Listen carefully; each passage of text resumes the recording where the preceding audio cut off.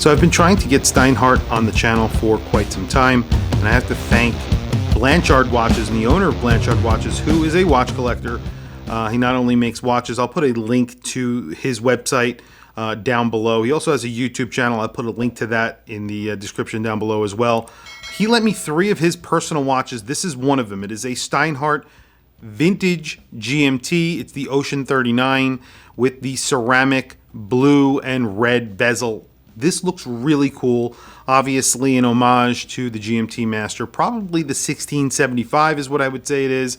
However, correct me if I am wrong in the description, in the comments below, please. So it comes in a cardboard box, outer cardboard box, inner leather box. I've worn this a few times actually since I've gotten it. I don't really wear it very hard because it's not mine. I did not wear it very hard because it's not my watch.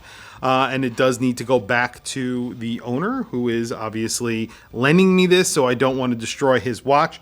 But I have to say, it is a very comfortable watch to wear. It's very good looking, and it got a lot of looks from people who know about watches, and they asked me, whoa, what do you have on today? And, you know, I explained that it is a Steinhart, and it's sort of an homage to the vintage GMT Master, and obviously you can see that influence in this watch. So obviously it is very influenced by that watch.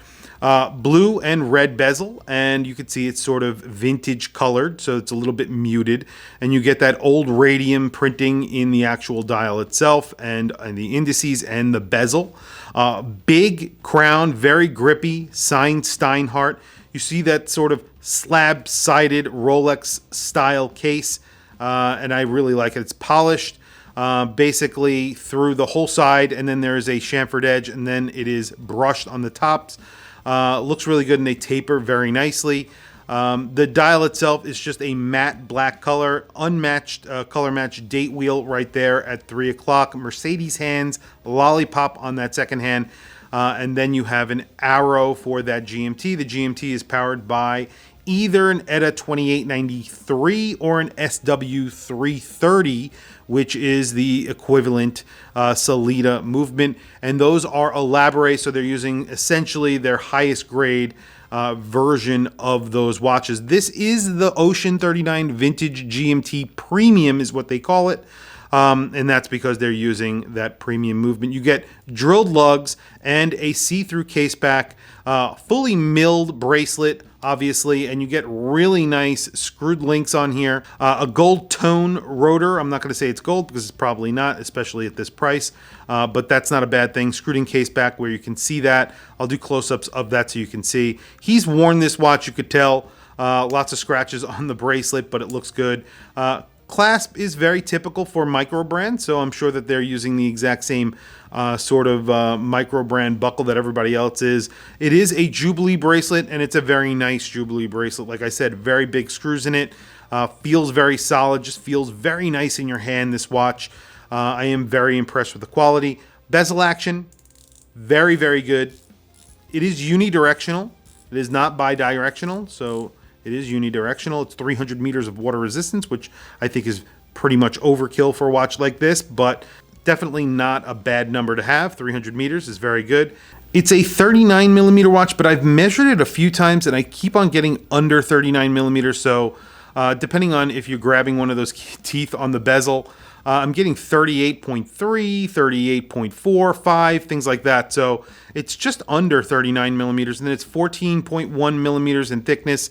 And the bracelet actually tapers directly down, so that lug-to-lug is a pretty true lug-to-lug of 47.4 millimeters. That crown is large, and I would imagine it's probably somewhere in the neighborhood of 7 or 8 millimeters. Yeah, around almost 8 millimeters on that lug, on the crown, which is really good.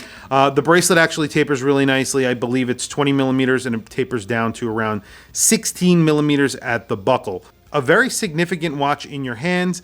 You could feel it's pretty significant. You have a dome sapphire crystal with AR coating. Not a ton of AR coating, I will see. You could see in the actual studio, it's picking up a lot of reflection, even on that bezel, so because that bezel is glossy. So it's not incredible amounts of AR coating on here, but it has AR coating. Usually in studio lights, it doesn't actually work at all. So when you see a watch that doesn't reflect the lights, that means it has really good AR coating. When you see it like this, it means it has AR coating sometimes, but just not a lot of it. So this will reflect in daylight and things like that. So just keep that in mind. I'm going to throw it on my wrist, and I'll show you what it looks like on my 7.5-inch wrist. However, this, I believe, retails for around $750. Which is a pretty good price considering the amount of watch that you're getting. It is on the expensive side.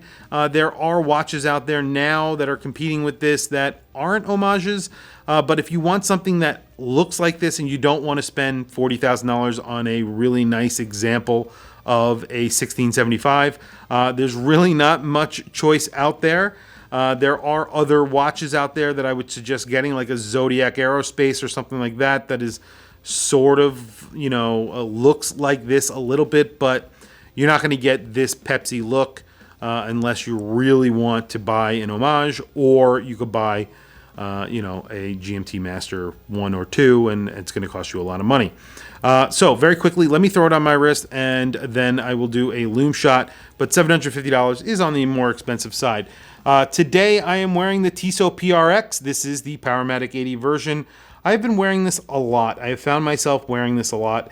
It's a very well-made watch for a very good price. To give you an idea, this is $650 it retails for. This retails for $750. Yes, this is a 300-meter dive watch. You're getting a lot more watch here, but this is not bad. It does compete with micro brands, is what I'm trying to point out. They're actually making a watch that can compete with micro brands, especially micro brands that are making integrated bracelet watches. Obviously, it can't compete with this watch because this watch outspecs it because it even has a higher grade movement. But just a little example there. And here it is on my 7.5-inch wrist. It is about 38 millimeters and a half, almost 39 millimeters. And it wears very nicely on my 7.5-inch wrist. It's a very comfortable watch. It's good looking. The 14 millimeters is thick, or on the thicker side, but you do get 300 meters of water resistance, and 14 millimeters is not terrible, including a very domed sapphire crystal. I wish they put a box sapphire crystal on here. That's the other thing I was thinking about when I was looking at it the other day. A box sapphire crystal would have made a little bit more sense to me. But that's fine. Even an acrylic, I really like an acrylic, but the sapphire crystal definitely makes sense, and domed, it looks good. I'd prefer the box, but so there you go. On my 7.5-inch wrist, it really does look awesome.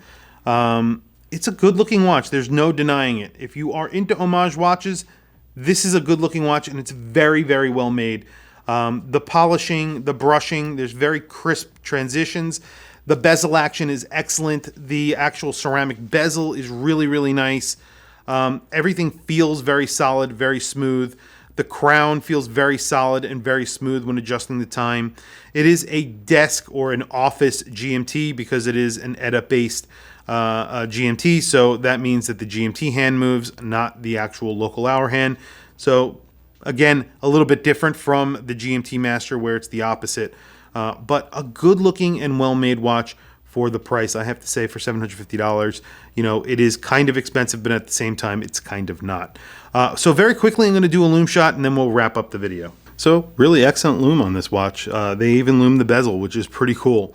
I really think they did a good job. They liberally applied it to the indices and hands. The bezel is a little bit less bright compared to the indices and hands, but not complaining. I think they did a really good job. It's not that dark in here, and it's pretty bright. As you can see, it's glowing very nicely.